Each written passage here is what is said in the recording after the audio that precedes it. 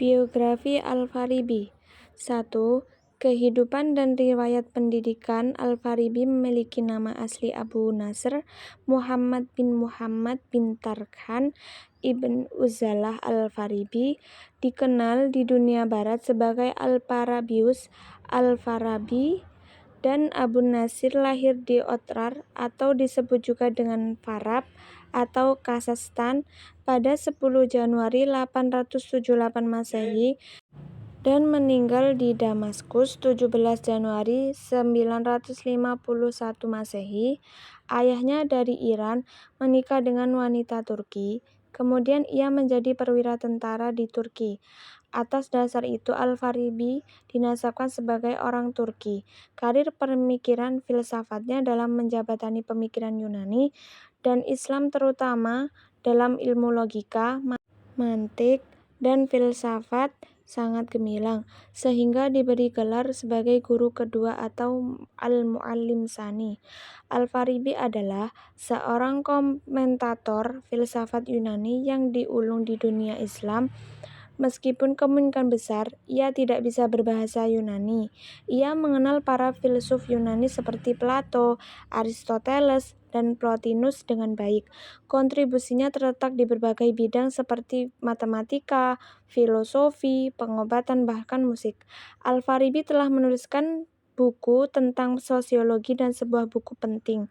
Al-Farabi hidup pada daerah otonomi di bawah pemerintah Shah al-Daulah di zaman pemerintahan dinasti Abbasiyah yang berbentuk monarki, yang dipimpin oleh khalifah. Ia lahir di masa kepemimpinan Khalifah Mu'tamid 869 Masehi sampai 892 Masehi dan meninggal pada masa pemerintahan Khalifah Al-Mu'tahi 946 sampai 974 Masehi, di mana periode tersebut dianggap sebagai periode yang paling kacau karena ketiadaan kestabilan politik. Selanjutnya ada karya-karya Al-Farabi. Al-Farabi dikenal dengan kepintaran dan kecerdasannya dalam bidang ilmu pengetahuan, baik ilmu yang berkaitan dengan agama, logika, filsafat, musik, dan politik. Di antara yang ada sekarang ini yang telah dibukukan dengan nama Al-Majmu' atau kumpulan terdiri dari yang pertama ada Al-Jami'u Baina Ma'yai Aflatun wa Aristo. Di antara kandungannya mempertemukan pendapat kedua ahli filsafat Yunani tersebut bahwa keduanya satu tujuan, hanya cara mengungkapkannya yang berbeda. Selanjutnya ada Maqalatun fi Ma'ani al-Aqli yang berisikan kedua kedudukan akal, pembagiannya, dan sumber ilmu atau ma'rifat. Yang ketiga ada Al-Ibanah an Ghazali Aristo fi Kitabi Ma Ba'da at-Tabi'ah, penjelasan tujuan metafisika Aristo, terutama tentang hakikat wujud yang ditinjau dari materi dan bentuk. Selanjutnya ada Fima Yuqaddima Qabla Ta'ulum al-Falsafah, dengan mengemukakan bahwa logika tidak termasuk filsafat, melainkan alat untuk mempelajarinya. Selanjutnya Al-Musa'ilul Filosofiyah wal Ajwibah Anha, kelanjutan penjelasan dari buku keempat untuk sampai menetapkan Tuhan sebagai pencipta alam ini. Selanjutnya ada Ihsan al-Ulum wa Ta'fif bi Aghradiha, menjelaskan pembagian ilmu dan macam-macam ilmu. Yang terakhir ada Ara'u Ahli Al-Madinah Al-Fadliyah, teori tentang politik kekotaan atau negara utama di mana warga negaranya makmur dan bahagia. Model pemikiran Al-Farabi. Konsep ilmu pengetahuan Al-Farabi dapat diklarifikasikan pada ranah filsafat pendidikan Islam.